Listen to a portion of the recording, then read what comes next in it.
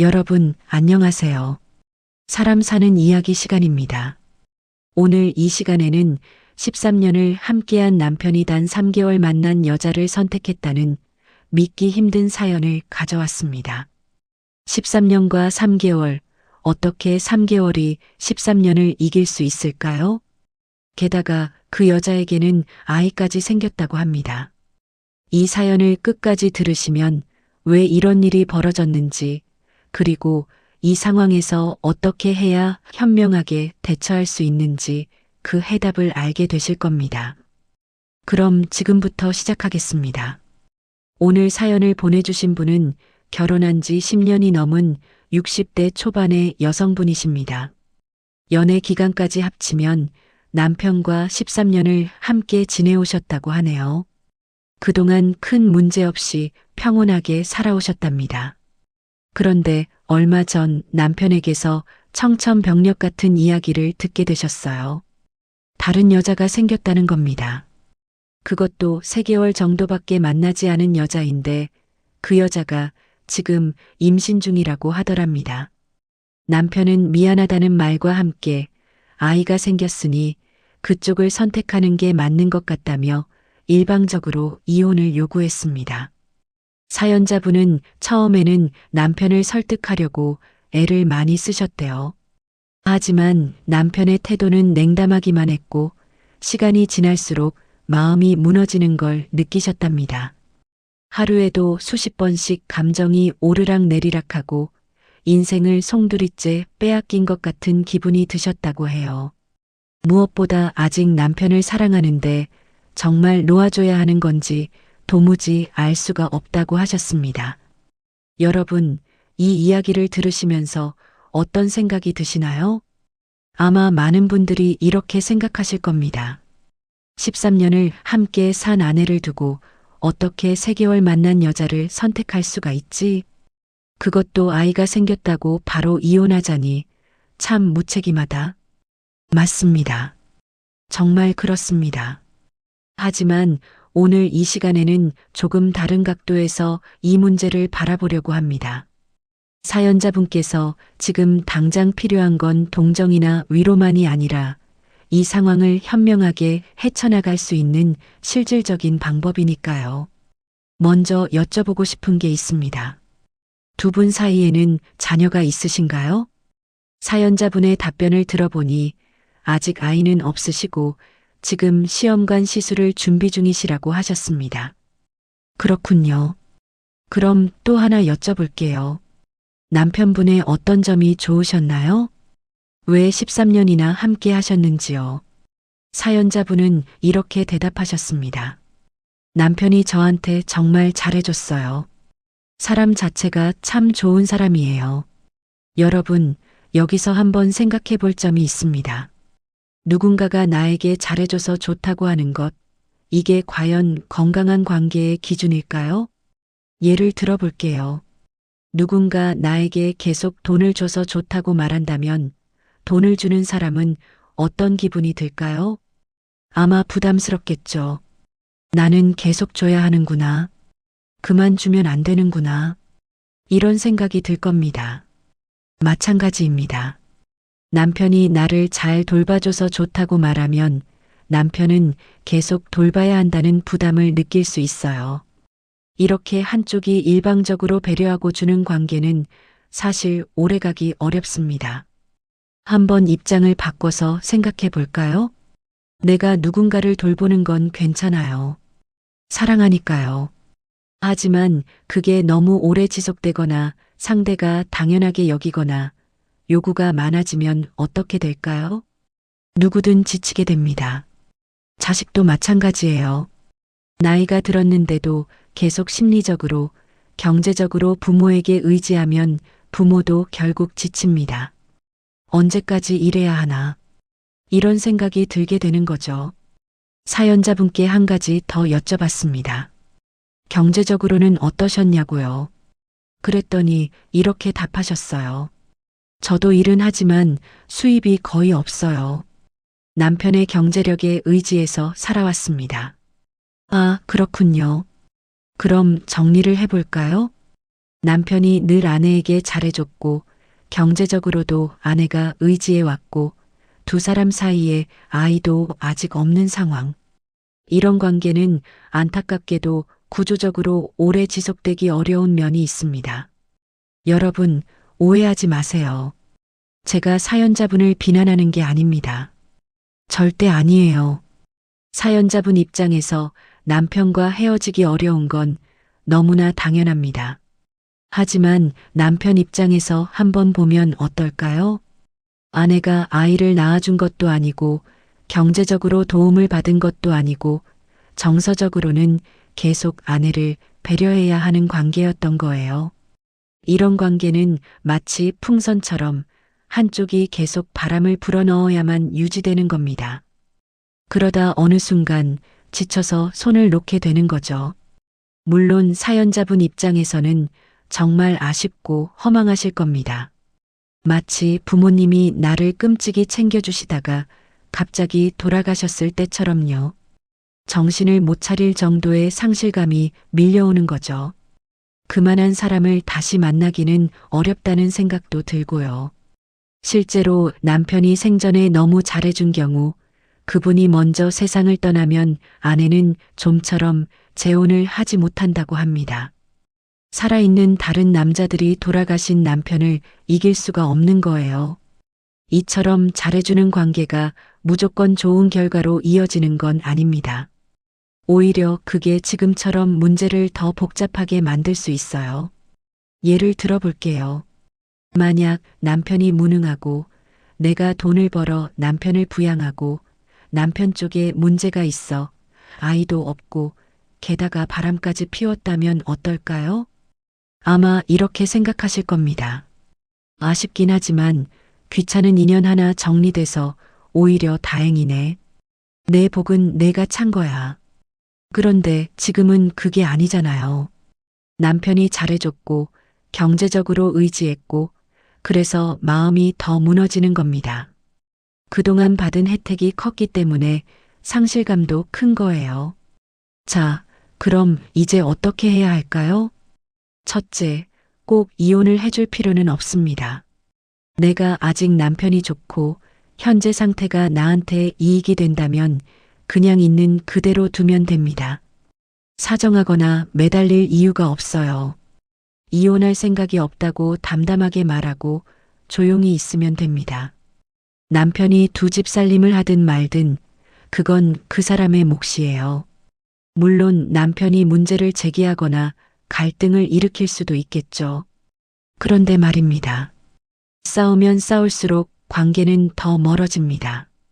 왜냐하면 그쪽에서는 새로운 정이 쌓이고 이쪽에서는 울고 다투는 일만 반복되니까요. 그러니 오히려 남편이 집에 왔을 때는 따뜻하게 대해주세요. 그러면서도 말은 분명히 해야 합니다. 이렇게요. 이건 내가 다른 여자를 만나서 생긴 문제지 내 잘못은 아니야. 책임은 당신이 져야 해. 지금이라도 관계를 정리하고 돌아온다면 나는 그걸 더 이상 문제 삼지 않을게. 이렇게 편안하게 그러나 분명한 입장을 갖고 지내는 겁니다. 그러면 어떻게 될까요? 시간이 지나면서 이혼 합의금이 올라갑니다. 어차피 헤어질 거라면 조금이라도 더 받아야죠. 남편은 바람 피우고 아이까지 생겼고 결혼까지 하겠다고 나서는데 나는 갑자기 혼자 남겨져서 울고 괴로워하는 건 정말 억울한 일입니다. 물론 나에게도 이 관계를 오래 지속하기 어려운 요소가 있었다는 걸 인정해야 해요. 하지만 어쨌든 이 상황을 만든 건 내가 아니라 남편이잖아요. 그러니 내가 뭔가 벌을 받아야 한다는 뜻이 아니라 이 관계는 애초에 지속 가능하지 않은 구조였다는 걸 이해하자는 겁니다. 나는 어리석게도 그저 달콤한 부분만 보고 그 끝에 올 고통은 생각하지 못했던 거예요. 마치 단 사탕만 계속 먹다가 결국 충치로 이빨이 아픈 것과 같습니다. 그러니 이 일은 남편을 미워할 일도 아니고 운명을 탓할 일도 아니에요. 그저 자연스럽게 흘러온 결과일 뿐입니다. 내가 몰랐을 뿐이지 애초에 이런 일이 일어날 가능성이 높은 상태였던 거죠. 자, 그럼 이제 어떻게 하면 좋을까요? 세 가지 방법이 있습니다. 첫 번째는 가장 깔끔한 방식입니다. 그래, 너 만나서 지난 13년 동안 즐겁고 행복하게 잘 살았어. 고마웠다. 이제 그만 헤어지자. 이렇게 말하고 쿨하게 이별하는 겁니다. 과거에 좋았던 기억을 간직한 채로요. 두 번째는 조금 더 현실적이고 지혜로운 방식입니다. 내가 이 상황을 예측하지 못한 책임은 있지만 남편에게 직접적으로 잘못한 게 없기 때문에 이 관계에서의 도의적 책임은 남편이 져야 한다는 입장을 취하는 겁니다. 그래서 남편이 원하는 대로 이혼을 해주는 건 결과적으로 남편에게만 유리하다는 걸 인식하는 거예요. 이런 경우에는 남편에게 이렇게 말하세요. 그래, 당신 잘못을 용서해 줄게. 하지만 나는 결혼 생활을 유지하고 싶어. 아이가 필요하면 입양을 하거나 시험관 시도도 계속해보자. 우리가 다른 문제는 없잖아. 이 상태로 가보자. 그러다 남편이 두 집 살림에 지치면 정리를 요구하겠죠. 그때는 충분한 보상이나 합의가 이루어지도록 조건을 제시하는 겁니다. 세 번째 방식은 가장 흔하지만 절대 피해야 할 방식입니다. 감정적으로 폭발하고 울고불고 난리치면서 매일 괴로워하는 거예요. 그러다 결국 남편의 마음도 완전히 떠나게 만드는 경우입니다. 화를 참지 못해 폭력을 쓰거나 그 여자에게 찾아가서 문제를 일으키면 오히려 법적인 문제로 번질 수 있어요. 그렇게 되면 보상도 제대로 못 받고 관계도 완전히 망가지고 인생 자체를 후회하는 상황에 빠집니다. 그러면 과거의 13년도 결국 허망하게 느껴질 뿐이에요. 여러분, 이건 이미 벌어진 일입니다. 이런 일이 없었으면 좋았을 텐데라고 집착할 필요가 없어요. 주식을 1만 원에 샀는데 지금 8천 원이 됐다면 이제는 앞으로 어떻게 할지를 고민해야죠. 차를 새로 샀는데 흠집이 나서 중고차가 됐다면 이걸 수리해서 탈지 팔고 다른 차를 살지 판단하면 되는 겁니다. 그 여자도 결국 나와 살던 남편을 데리고 간 거잖아요. 남편이 원래부터 바람둥이가 아니었다면 그 여자가 지금 함께 지낸다고 해도 내가 밀린 건 아닙니다. 오히려 내가 훨씬 더 유리해요. 결혼도 내가 먼저 했고 법적인 권리도 내 쪽에 있고 13년이라는 세월도 나와 함께 보냈어요. 그러니 내가 자존심 상한다고 흔들릴 이유가 하나도 없습니다. 관계라는 것도 결국 어떻게 받아들이느냐의 문제입니다. 13년의 좋은 기억이라도 있는 게 아무런 기억도 없는 것보다는 낫지 않을까요? 지금 상황을 분노로 덮어버리면 과거의 모든 시간이 후회로 변해버립니다. 남편이 다른 여자가 좋다는데도 계속 그 옆에 붙어서 사는 건 자존심이 상하지 않나요? 솔직히 말하면 남편이 잘 돌봐주고 경제적으로 의존하고 있어서 헤어지지 못하는 것처럼 보여요. 마치 엄마가 돌보는 어린아이처럼 사는 거죠. 그런 마음이 드는 건 충분히 이해가 됩니다. 하지만 이제는 어른이 되어야 할 때입니다. 여러분, 최고의 선택은 그래, 고마웠다 하고 웃으며 보내주는 겁니다. 하지만 현실적인 이익을 조금이라도 얻고 싶다면 절대 먼저 이혼 얘기를 꺼내지 마세요. 그냥 조용히 버티는 거예요. 혼을 내더라도 그 여자와의 관계가 완전히 정리되고 남편이 다시 돌아왔을 때 해야 합니다. 그래야 상대도 도망갈 데가 없고 내가 주도권을 쥘 수 있어요. 협상도 마찬가지입니다. 남편 쪽에서 분명 보상 조건을 걸어올 겁니다. 지금처럼 아이가 생겼으니 이혼만 해달라 하는 식으로 쉽게 끝내려는 건 절대 받아주면 안 됩니다. 받을 수 있는 게 더 많이 남아 있어요. 사연자분께서 다시 연락을 주셨습니다. 실은 벌써 남편 쪽에서 협상이 들어왔다고 하네요. 지금 살고 있는 자기 명의의 아파트를 주겠다고 하고 앞으로 2년 동안은 지금처럼 생활비도 계속 주겠다고 한답니다. 조건은 단 하나, 그냥 이혼만 해달라는 거래요. 그래서 처음에는 나는 이혼하기 싫다. 가고 싶으면 가라. 하지만 이혼은 못하겠다. 이렇게 말했대요. 그랬더니 남편은 눈도 마주치지 않고 너무 냉담하게 굴었고 사연자분도 마음이 너무 힘들어지셨답니다. 그래도 마음을 다잡고 아직은 같은 집에 있으니 있는 동안에는 잘 지내보자라고 하셨대요. 하지만 솔직한 마음은 너무 지쳐 있어서 결국 어제는 내가 그렇게 힘들어하니 나도 이혼을 생각해 보겠다 이렇게 말했다고 합니다. 그 말을 하면서 너무 힘들었지만 결국 자기가 감당해야 할 몫이라고 생각하셨대요. 여러분, 이런 말씀을 드리고 싶습니다. 별일 아닙니다. 정말이에요. 제가 듣기엔 아무 일도 아니에요. 그냥 내버려 두면 됩니다. 들어오면 들어오고, 안 보면 안 보고, 나가면 나가는 거예요. 그걸로 기분 나빠할 필요가 없어요. 그리고 웃으면서 이렇게 말하세요. 자기가 저지른 일 가지고 왜 나한테 화를 내? 웃기지 않아?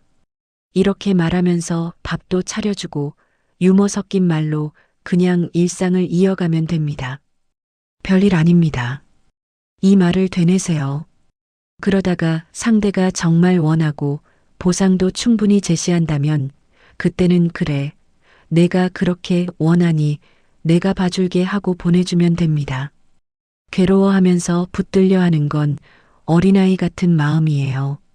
대부분의 경우 상대가 잘해주니까 연애를 시작하고 결혼까지 이어집니다.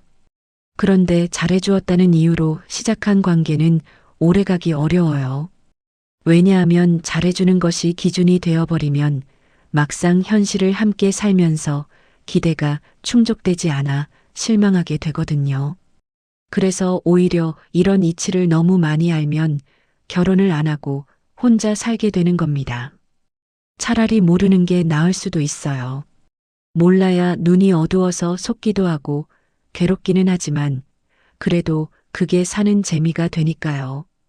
요모조모 맞춰가며 살다가 또 헤어지고 또 외로워서 못 살고 그러다가 또다시 사랑하고 이게 바로 세상살이에요. 그래서 저는 세상 일에 별로 걱정을 안 합니다. 오늘 웃다가도 내일 울고 오늘 울다가도 내일 또 웃고 늘 그런 거니까요. 제가 드리고 싶은 말은 별일이 아니라는 겁니다. 지금 여기서 내가 먼저 무너지면 내가 약자가 되는 거예요. 반대로 내가 평정심을 유지하면 내가 주도권을 쥐게 됩니다. 이 상황을 만든 건 남편인데 지금은 오히려 내가 눈치 보고 전전긍긍하고 있잖아요. 왜냐하면 내가 어리고 어리석고 의지하며 살아왔기 때문입니다.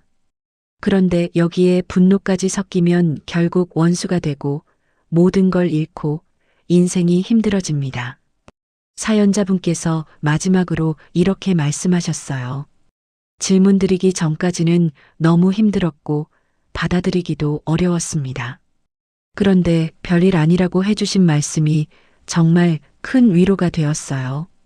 그리고 일방적으로 받기만 하는 관계는 오래 지속될 수 없다는 말씀도 깊이 와닿았습니다. 저도 이제는 어린아이처럼 굴지 않고 좀 더 씩씩하게 살아야겠다고 마음먹게 됐습니다. 여러분, 요즘처럼 출산율이 낮은 시대에 누구 아이든 아이가 하나 생긴 건 나쁜 일이 아니라 좋은 일일 수도 있어요. 그 여자가 아이를 낳아 키우겠다면 그냥 두세요. 그런데 만약 사연자분도 아이가 필요하다면 남편과 타협을 해서 이렇게 대국적으로 제안할 수도 있습니다. 그 아이는 내가 키울게. 대신 그 여자와 관계를 정리하고 그 아파트는 그 여자 명의로 넘겨줘. 나는 아파트보다 당신을 더 중요하게 생각해. 남편이 도저히 그렇게는 못하겠다고 하면 그때는 남편을 놓아줘야 해요. 이 자유로운 세상에 남의 목에 밧줄을 걸고 내 마음대로 하려는 건 옳지 않으니까요. 인간은 누구나 자기 삶을 살아갈 권리가 있습니다. 여러분, 오늘 이 사연을 들으시면서 무엇을 느끼셨나요? 13년과 3개월, 시간의 길이가 중요한 게 아니라는 걸 아셨을 겁니다. 관계의 질이 중요한 거죠. 일방적으로 받기만 하는 관계는 결국 오래가지 못합니다. 서로 주고받고, 서로 의지하고, 서로 성장하는 관계가 건강한 관계입니다. 그리고 무엇보다 중요한 건 어떤 상황에서도 내가 먼저 무너지면 안 된다는 겁니다. 평정심을 유지하세요. 감정적으로 폭발하지 마세요. 냉정하게, 그러나 따뜻하게 대응하세요. 그래야 내가 주도권을 줄 수 있고 더 나은 결과를 얻을 수 있습니다. 별일 아닙니다. 이 말을 기억하세요. 세상에 정말 큰일은 별로 없어요. 오늘 울다가도 내일 웃고, 오늘 웃다가도 내일 울고. 그게 인생입니다. 그러니 너무 집착하지 마세요. 과거에 집착하지 말고 앞으로 어떻게 살 것인지에 집중하세요. 그리고 무엇보다 어른이 되세요. 누군가에게 일방적으로 의지하는 어린아이가 아니라 스스로 설 수 있는 어른이 되는 겁니다.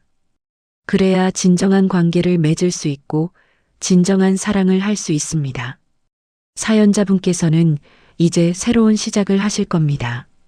남편과 헤어지든 아니면 새로운 관계를 맺든 어떤 선택을 하시든 응원합니다. 다만 한 가지만 기억하세요. 감정적으로 무너지지 말고 냉정하게 현명하게 대응하라는 것. 그래야 후회 없는 선택을 할 수 있습니다. 여러분도 혹시 비슷한 상황에 계신가요? 아니면 주변에 이런 고민을 하시는 분이 계신가요? 오늘 이 이야기가 조금이나마 도움이 되었으면 좋겠습니다. 인생에는 정답이 없습니다. 다만 후회를 최소화하는 선택은 있습니다. 그 선택을 위해서는 감정보다 이성이, 집착보다 평정심이 필요합니다. 오늘 사람 사는 이야기 시간은 여기까지입니다. 13년을 헌신한 아내를 버리고 3개월 만난 여자를 택한 남편. 아이까지 생겼다며 이혼을 요구한 남편. 하지만 결국 무릎 꿇고 돌아올 수밖에 없는 이유는 주도권을 쥔 사람이 누구냐에 달려 있었습니다. 감정적으로 무너지지 않고 평정심을 유지하며 현명하게 대응한 사람이 결국 이기는 겁니다. 여러분, 별일 아닙니다. 무슨 일이 있어도 별일 아니에요. 오늘 하루도 평안하게 보내시고 다음 시간에 또 만나 뵙겠습니다. 감사합니다.